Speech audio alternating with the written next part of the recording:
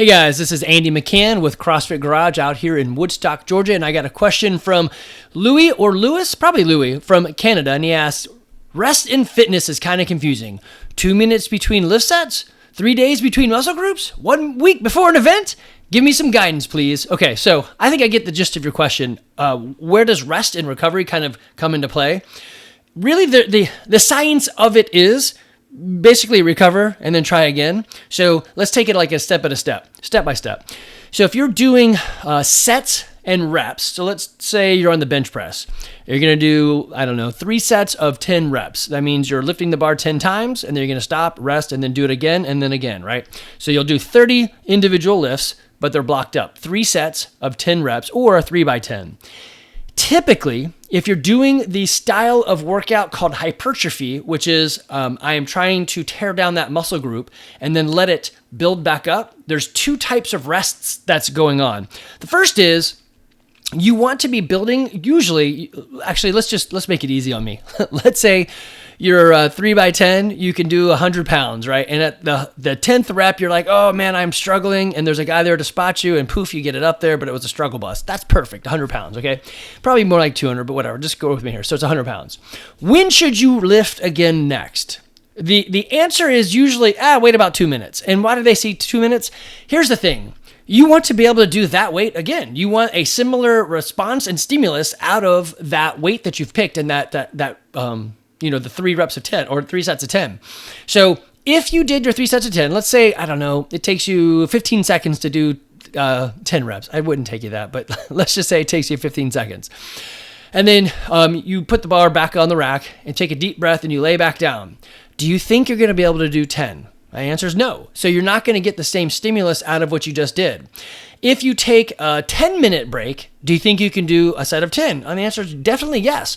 So what you're trying to do is minimize the amount of time you rest to maximize the stimulus that you get from the the program, in this case hypertrophy, that you've chosen, right?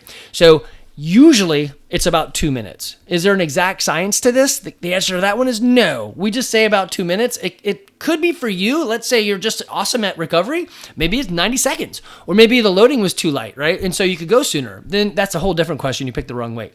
But rest is to give you a similar stimulus response. Let's move out of weights and say you're sprinting.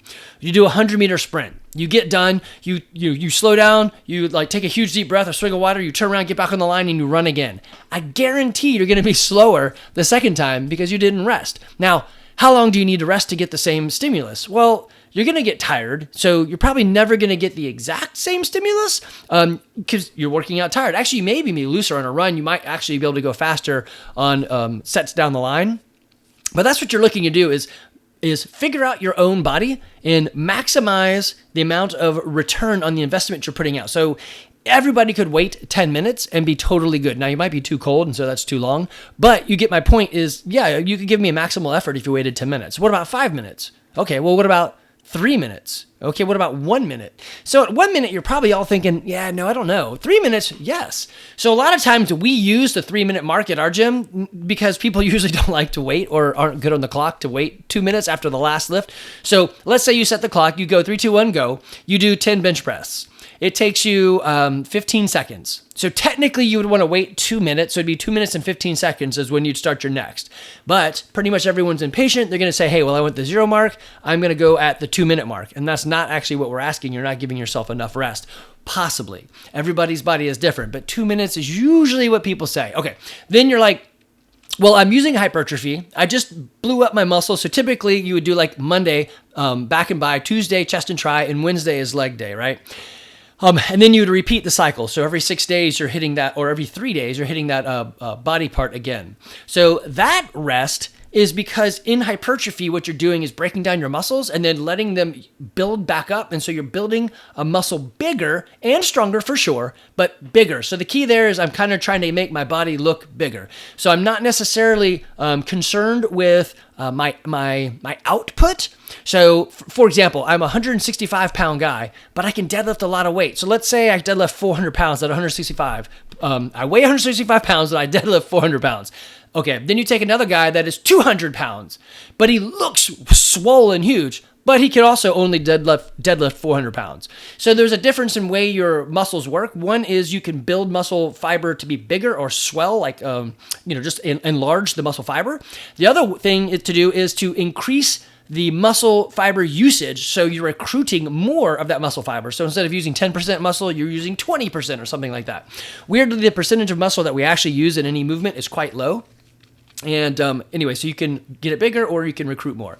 Then there's the other side of rest, which is like, hey, I'm doing an event and I'm trying to peak for the event, or maybe after the event, I'm like trying to cool back down and hit a maximal load. So if you did, I don't know, let's say you went and did an Ironman. You're not going to go out tomorrow and do another Ironman. There's an amount of time you need to like rest. So maybe the next day you just go for a walk. Then the day after that, you go for a bike ride. Then the day after that, you go for a swim. And then you put all three together, but it's short and it's easy, right? So you're letting yourself acclimate to what you just did. So basically letting your body recover so you can then push it back into that same stimulus. Anyway, rest is important, but it kind of depends on what you're doing and where the rest is going to be.